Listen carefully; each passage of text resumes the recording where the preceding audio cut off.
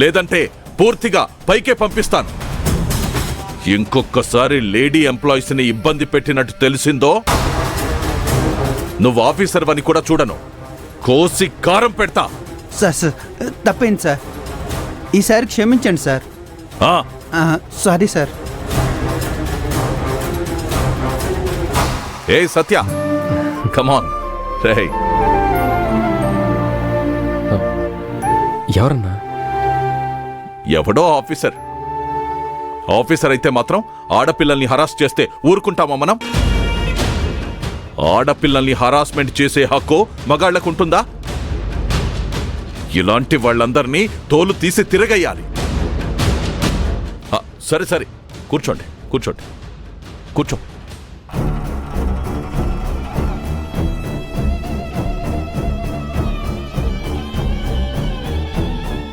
సత్య, రాజకీయంలో ఎదగాలంటే మన పర్సనల్ విషయంలో తొంగి చూసే గుంటనక్కలు చాలా కాచుకొని కూర్చొనుంటాయి. అటువంటి వాళ్లకు మనం చీమదూరే సందు కూడా ఇవ్వకూడదు. అన్నా, ఈ మధ్య నేను నా వార్డులో కూడా ఎక్కువగా కలవలేకపోయాను. మళ్ళీ వాళ్ళని కలవాలనుకుంటున్నాను. నీకంటే పెళ్ళైంది కాబట్టి ఎలా కలుస్తావు? ఇటువంటి టైంలో కలవకపోవడం తప్పేమీ కాదు. ఇంకో వారం రోజులు నువ్వింటి దగ్గరే నీ వైఫ్తోనే హ్యాపీగా ఉండాలి. సత్య, నువ్వు నా పర్సనల్, నాకు నమ్మకమైన వ్యక్తివి, విశ్వసనీయమైన కార్యకర్తవు కాబట్టే నీ పర్సనల్ విషయంలో అవసరమైతే 2 అడుగులు ముందుకు వేసైనా మాట్లాడతాను. ఏమంటావు మల్లిక్? అవునా కాదా? అవునన్నా, అది సత్య అదృష్టం. సత్య ఎదుగుతున్న కార్యకర్త. సత్యను దెబ్బ కొడితే నన్ను కొట్టినట్టే. అందుకే శత్రువులకి మన పర్సనల్ విషయాలు అస్సలు తెలియకూడదు. సరే సరే, ఇప్పటికే లేట్ అవుతుంది, ఇక ఇంటికి వెళ్ళండి. వెళ్ళండి.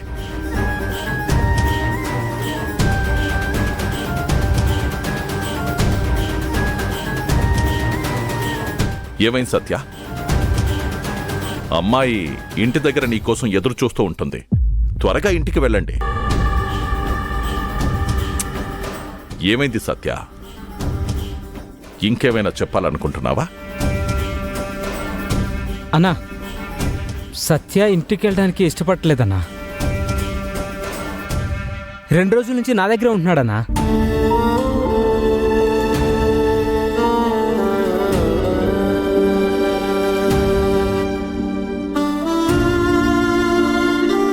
సత్య, నువ్వు తప్పు చేయొద్దు. పెళ్లికి ముందు జీవితం వేరు, పెళ్లి తర్వాత జీవితం వేరు. పెళ్లి చేసుకుని భార్యని కష్టపెడుతున్న సత్య అని పేపర్లోకి ఎక్కొద్దు.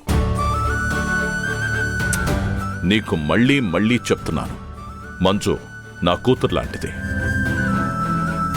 ఆ అమ్మాయిని మంచిగా చూసుకో. వెళ్ళు. సరే అన్నా. కొత్త అమ్మాయి కదా, వెళ్ళేటప్పుడు పూలు స్వీట్లు తీసుకుని వెళ్ళు.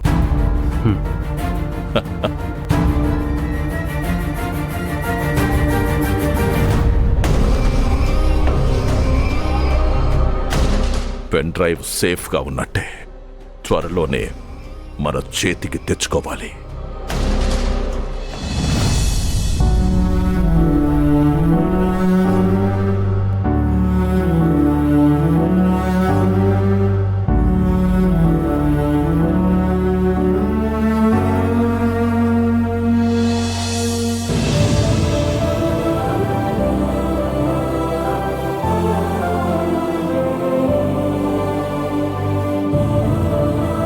ఏమండి, భోజనం చేసి వెళ్ళండి.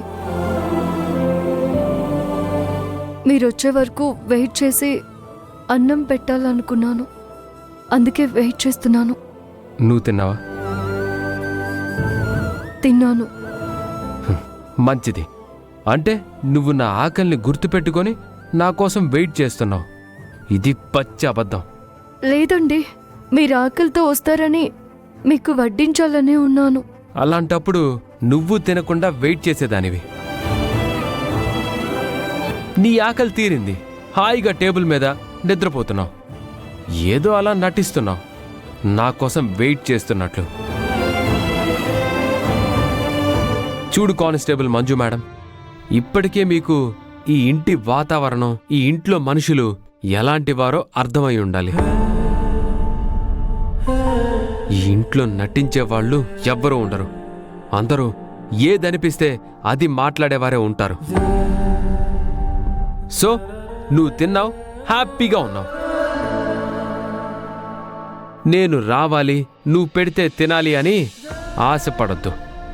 అది కాదండి, ఏ విషయంలో అబద్ధం చెప్పినా అన్నం విషయంలో అబద్ధం చెప్పరు. నేను అబద్ధం చెప్తున్నానని మీరు అనుకుంటే నేను నిజంగానే బాధపడతాను. No no no no no, మీరేం బాధపడద్దు.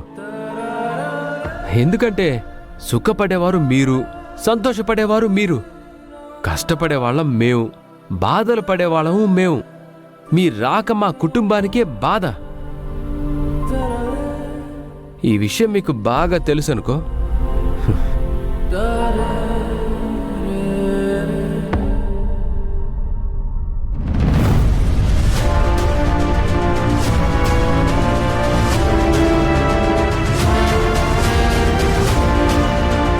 ఈ మంజు విషయంలో నేనేమనుకుంటున్నానో నా సత్య కూడా అదే చేస్తున్నాడు.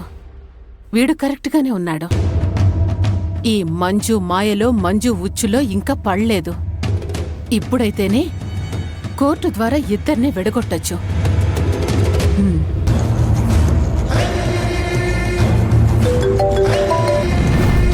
అమ్మా, నేను నిన్ను కలిసినప్పుడు అన్నీ వివరంగా చెప్తాను. ఇప్పుడు మనకి ఒక మంచి లాయర్ గారు కావాలి.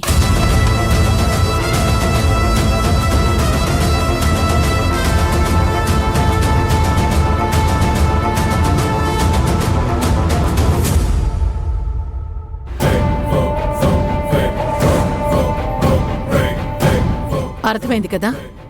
ఫీజు ఎక్కువైనా పర్వాలేదు, మంచి లాయర్ కావాలి, సరేనా? అలాగే అమ్మా.